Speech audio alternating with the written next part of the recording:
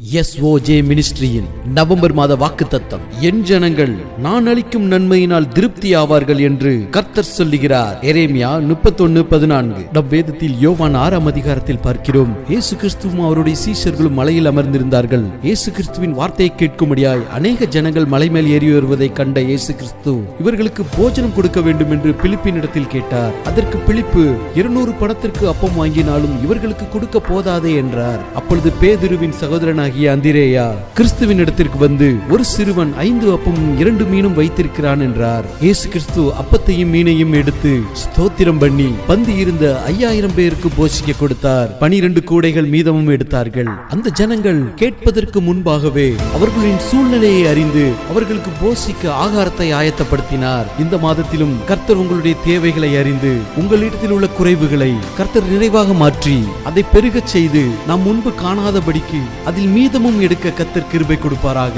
ஆமென்.